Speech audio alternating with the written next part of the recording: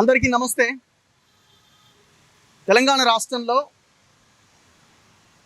ప్రతి డిపార్ట్మెంట్లో ప్రతి వ్యవస్థలో ముఖ్యమంత్రి అనుకున్న వాళ్ళకి, మంత్రులు అనుకున్న వాళ్ళకి, స్థానికంగా ఉన్న ఎమ్మెల్యేలు అనుకున్న వాళ్ళకి, అధికార పార్టీ వాళ్ళకి సంబంధించి నేను మాట్లాడుతున్నా. సో వాళ్ళకి సంబంధించిన ఉద్యోగులు ఎక్కడెక్కడ ఉండాలి, ఏ కులపాయన ఉండాలి, ఎవరైతే బాగా దోషపెడతారు, ఎవరైతే మేము చెప్పినట్టు కేసులు పెడతారు, ఎవరైతే మేము చెప్పినట్టుగా లంచాలు వసూలు చేస్తారు, ఇట్లా గ్రామ స్థాయి నుంచి రాష్ట్ర స్థాయి వరకు అవినీతి మొత్తం వేళ్ళునుకుపోయింది.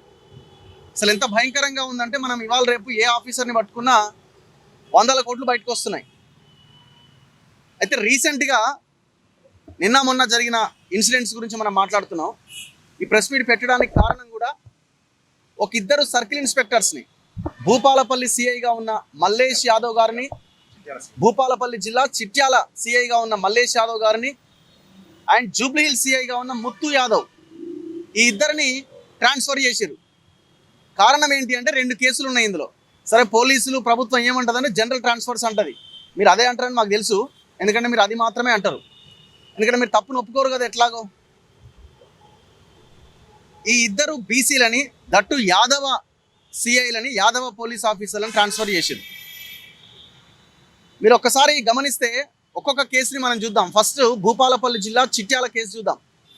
ఈ చిట్యాల మండలం సంబంధించినటువంటి దాంట్లో రావు అనే ఒక వెలమ కమ్యూనిటీకి సంబంధించిన ఒక కాంగ్రెస్ జనరల్ సెక్రటరీ నాయకుడు, ఆయనకు బాసు అక్కడున్న స్థానిక ఎమ్మెల్యే గండ్ర సత్యనారాయణరావు. ఈ మధువంశీరావు ఒక జర్నలిస్ట్ మీద, పుల్లా రవీంద్ర అనే జర్నలిస్ట్ మీద ఆ ఇంట్లోకి చొరబడి దాడి చేసి విధ్వంసం సృష్టించి వాళ్ళని చంపడానికి ప్రయత్నం చేశారు. ఇద్దరిని, జర్నలిస్ట్ భార్యని. ఆమె గొంతు నులిమారు, ఆమె నోరు మూశారు.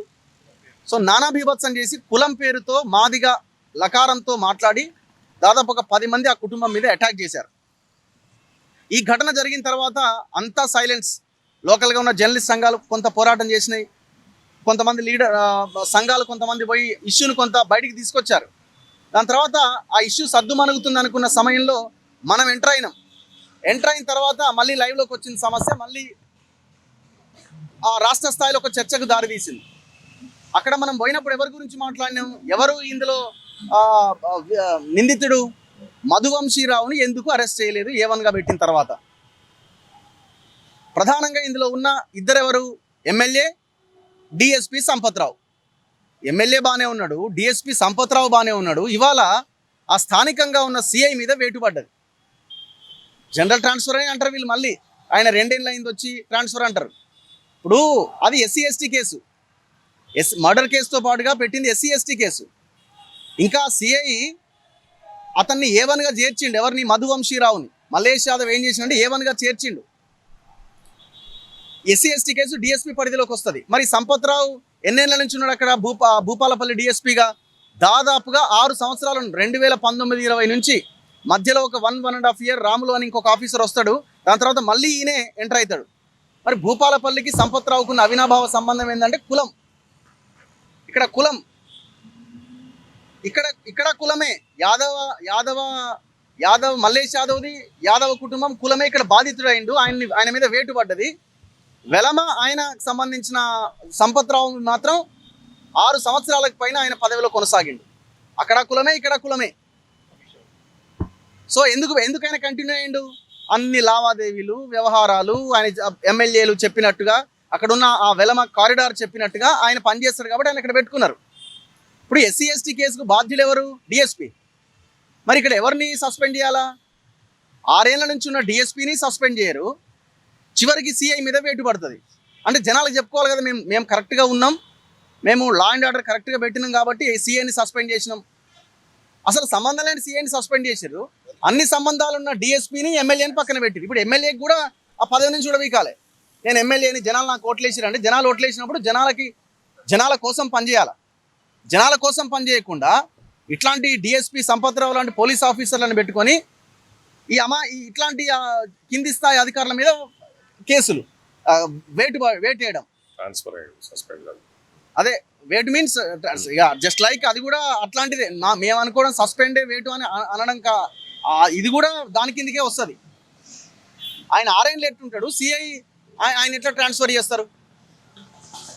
సో ఇది ఎంత అన్యాయం ఇది. ఇక్కడ మల్లేష్ యాదవ్ ఇక్కడ బలైండు, సంపత్ రావు చాలా సేఫ్గా ఉన్నాడు. ఈ టోటల్ ఎపిసోడ్లో కల్ప్రిట్లో ఎవరంటే ఒకటి సంపత్ రావు, ఒకటి భూపాలపల్లి ఎమ్మెల్యే గండ్ర సత్యనారాయణ. వాళ్ళకి ఏ ఇబ్బంది లేదు, చేతులు దులుపుకున్నారు, అయిపోయింది. రెండో కేసు ఇక్కడ మన జూబ్లీహిల్స్ పోలీస్ స్టేషన్ పరిధిలో ముత్తు యాదవ్ అనే ఒక సిఐని ఆయన్ని కూడా ట్రాన్స్ఫర్ చేశారు. కారణం ఏంటి అంటే కొండా సురేఖ ఓఎస్డి సుమంత్ సంబంధించిన వ్యవహారంలో ఎవరినో కొట్టిర్రు, వాళ్ళకి దెబ్బలై గొంగిడి హరికృష్ణ అనే వ్యక్తిని కొడితే గాయాలైతే ఎఫ్ఐఆర్ ఫైల్ చేయడంలో లేట్ అయింది, సుమంత్ను అరెస్ట్ చేయడంలో లేట్ చేసిండు అని జూబ్లీహిల్స్ సిఐ మీద వేటుపడ్డది. ఈ పర్టికులర్ అంశంలో అసలు Jubilee Hills police station CC footage బయట పెట్టాలి, అర్ధరాత్రి ఏం జరిగిందో. అసలు ముత్తు యాదవ్ మీకు వ్యతిరేకంగా ఎక్కడ పనిచేసిండు అక్కడ సిఐ? ఇప్పుడు సుమంత్ అనే ఈ మహేందర్ రెడ్డి అనే వీళ్ళ బాధితులంతా మీ పోలీస్ స్టేషన్కి వచ్చి కంప్లైంట్ ఇచ్చారు ఆయనకంటే ముందే. ఆ కంప్లైంట్ కాపీ ఉన్నది. గొంగిడి హరికృష్ణ మా దగ్గర పెద్ద ఎత్తున మా పేర్లు వాడుకొని వసూలు చేస్తున్నాడు, మీకు కంప్లైంట్ చేస్తే ఆ కంప్లైంట్ మీద ఎఫ్ఐఆర్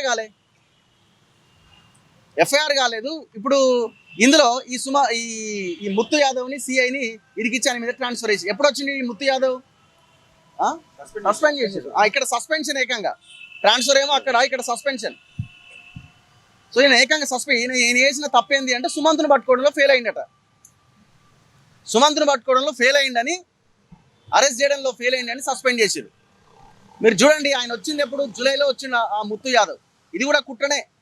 ఎందుకంటే జూబ్లీహిల్స్ పోలీస్ స్టేషన్ అంటేనే, జూబ్లీహిల్సే కాదు, షేర్లింగంపల్లి, గచ్చిబౌలి, హైటెక్ సిటీ, మాదాపూర్, ఈ వెస్ట్ సైడ్ ఉన్నటువంటి ఏరియాలన్నీ కూడా రావులు, రెడ్లు, కమ్మలు వీళ్ళ చేతిలోనే ఉన్నాయి. ఈ మొత్తం వ్యవహారం అంతా వీళ్ళే ఉంటారు ఇక్కడ.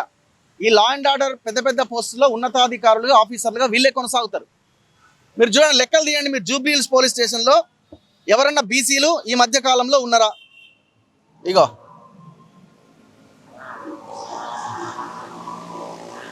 2006లో శ్రీనివాసరావు, 2007లో శ్రీనివాసరావు, నర్సింగ్రావు, అంత రావులే. మొత్తం ఆ కారిడార్ అంతా కమ్మలకు అప్పచెప్పారు. మరి ఎంతమంది రావు అంటే ఇలా రావు అని అందరికి ఉంటుంది అనుకోండి, కానీ మన ఎస్సీ ఎస్టీ బీసీలు అయితే ఇలా లేరు. DV Pradeep Kumar Kamma, S Venkatareddy, K Purnachandar, 2019-20లో బలవంతయ్య, 2021లో రాజశేఖర్ రెడ్డి, 2023లో పి రవిప్రసాద్, 2021లో రాజశేఖర్ రెడ్డి, 23లో రవీంద్ర ప్రసాద్, 24లో వెంకటేశ్వర్ రెడ్డి, 25లో శ్రీనివాసులు రెడ్డి, 26 జూలైలో ముత్తు యాదవ్ వచ్చిండు. ఎప్పటి నుంచి లెక్క చెప్తే ఇంక అంతకుముందు లెక్క తీస్తే మొత్తం వాళ్ళే ఉంటారు. అంటే మీ కారిడార్ ఇది. అక్కడ ఎట్లొచ్చిండో అటో ఇటో మరి ఆడ అది తెలియదు, కానీ వచ్చిన నెల రోజుల్లో లేపవతల పడేసారు. కథం. వాళ్ళు మాట్లాడలేరు, డిపార్ట్మెంట్ యూనిఫామ్ సర్వీస్ కాబట్టి వాళ్ళు మాట్లాడలేరు, బయటికి రాలేరు పాపం. ఇట్లా నలిగిపోతున్నారు వీళ్ళంతా. ఇప్పుడు ఇది మీ కులం ఎందుకు వచ్చింది? మరి ఆడ కులం ఎందుకు వచ్చింది? సంపత్ రావుని 6 ఏళ్ళు ఎట్లా కంటిన్యూ చేసారు? భూపాలపల్లిలో కులం కాదా? కులమే కదా అది. సో ఇంత ఓపెన్గా ఈ జూబ్లీహిల్సే కాదు, ఇంకా ఈ చుట్టుపక్కల ఈ వెస్ట్ సైడ్ ఉన్న ప్రాంతాలు మొత్తం వీళ్ళ చేతిలోనే ఉన్నాయి. ఆర్డీఓలు చూడండి మీరు, ఆర్డీఓలు గ్రేటర్ హైదరాబాద్ చుట్టుపక్కల మల్కాజ్గిరి నుంచి మొదలు పెడితే మహేశ్వరం ఇదంతా మొత్తం రెడ్లే. ఒక్కడే ఒక బీసీ ఎక్కడో ఉన్నట్టున్నాడు, బీసీఓ ఎస్సీఓ ఒక్కడే. ఆర్డీఓలు ఏం చేస్తారు? భూములు, లావాదేవీలు, ఎవరి భూమి ఎట్లా సెట్ చేయాలి, రేవంత్ రెడ్డికి సెట్ చేయాలి, మొత్తం అందరికి సెట్ చేయాలి కాబట్టి మొత్తం వాళ్ళని పెట్టుకున్నారు. సో ఈ 2 ఇన్సిడెంట్ విషయంలో, ఈ 2 ఒకటి ట్రాన్స్ఫర్, ఇంకోటి సస్పెన్షన్, వీటి విషయంలో గవర్నమెంట్ రెస్పాండ్ కావాలి. ఖచ్చితంగా బీసీ సంఘాలు, ప్రజా సంఘాలు అందరూ మాట్లాడాలి. ఇందులో ఎవరైతే కల్ప్రిట్స్ ఉన్నారో సంపత్ రావుని ఇమీడియట్గా అక్కడి నుంచి తొలగించాలి. ఎందుకు తొలగించారు? 6 సంవత్సరాలు ఒక ఆఫీసర్ ఎట్లుంటాడండి ఒక ప్రాంతంలో? సో దీని మీద తక్షణమే గవర్నమెంట్ రెస్పాండ్ అవ్వాల్సిన అవసరం ఉన్నది. ఈ ఎవరైతే ఆఫీసర్ ఉన్నారో వాళ్ళని అక్కడి నుంచి తీసేయాలి.